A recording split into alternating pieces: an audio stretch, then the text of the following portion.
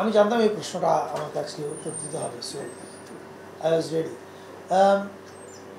দেখেন, আমি নিজে সরকারের একটা অংশ, ফলে আমি তো আর এখন অ্যাক্টিভিস্ট না। অ্যাক্টিভিস্ট হলে আমি অনেক কথা বলতাম বেশি, কিন্তু এখন সরকারের অংশ হয়ে আসলে আমাকে কথা কম বলে কাজ বেশি করতে হবে।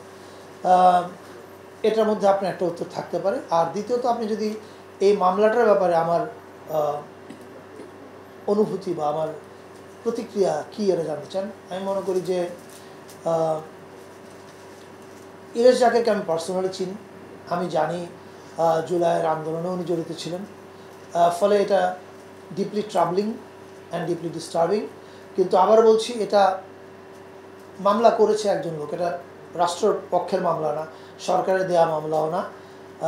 যে কোনো, এখন আপনি দেখেন, মামলা করার এখন আমরা স্বাধীনতা পেয়েছি, মামলা করার স্বাধীনতাও আছে, সবাই সেই স্বাধীনতা কেউ কেউ অপব্যবহার করছে। আমি বিশ্বাস করি পুলিশ এটা সঠিক তদন্ত করবে এবং তদন্ত করে যেটা সত্য সেটার পক্ষে থাকবে এবং যেটা মিথ্যা সেটাকে বাতিল করে দেবে। এর বেশি আমি আর কিছু বলতে চাই। আমি আবার বলছি, সরকারের অনেক কাজ আমরা প্রকাশ্যে বলতে পারি না, কিন্তু এটুকু আপনি নিশ্চিত থাকতে পারেন যে যে কোনো কিছু সংস্কৃতি মন্ত্রণালয় অথবা সংস্কৃতির সঙ্গে রিলেটেড, তার সব কিছুতে আমি বা আমার মন্ত্রণালয় জড়িত থাকে। আমি আপনাকে একটা উদাহরণ দিতে পারি। হয়তো সব ক্ষেত্রে আমরা বলি না যে কাজটা আমরা করছি, কারণ আমি তো সব কথা ফেসবুকে গিয়ে বলবো না।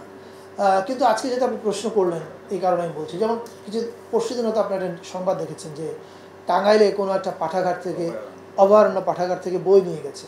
এটা জানা মাত্রই আমাদের মন্ত্রণালয় সচিব সাহেবকে এটা আমি বলেছি যে আপনি দ্রুত ব্যবস্থা নেন। উনি স্থানীয় প্রশাসনের সঙ্গে কথা বলেছেন এবং গত 2 দিন কাজ করার পরে গতকালকে রাতে যে ঘটনা ঘটেছে, যতগুলো বই নিয়ে যাওয়া হয়েছিল, যারা নিয়ে গেছে তারা সবাই ওই পাঠাগার এবং যারা বই নিয়ে গেছে তারা পারস্পরিক ভুল বোঝাবুঝি মীমাংসা করেছে, তারা দুঃখ প্রকাশ করেছে এবং তারা সমস্ত বই আবার ওখানে ফেরত দিয়ে এসছে। এখন এই কাজটা আমরা করেছি, কিন্তু আমরা এটা পিআর করতে যাইনি। এরকম অনেক কাজ, আমি শেষ করি, আমরা এরকম অনেক কাজ করছি যেটা আমাদের দায়িত্ব।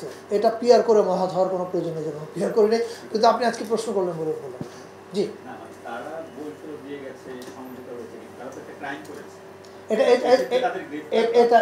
এটা স্থানীয় প্রশাসন এবং যারা সংক্ষুব্ধ তাদের উপর নির্ভর করে, তারা মামলা করবে, প্রশাসন দেখবে। এটা তো আর আমার দায়িত্ব না। আমার দায়িত্বটা ছিল প্রাথমিক জিনিসটা মীমাংসা করা। আর কোনো প্রশ্ন না থাকলে আমরা শেষ করে দিই। জি।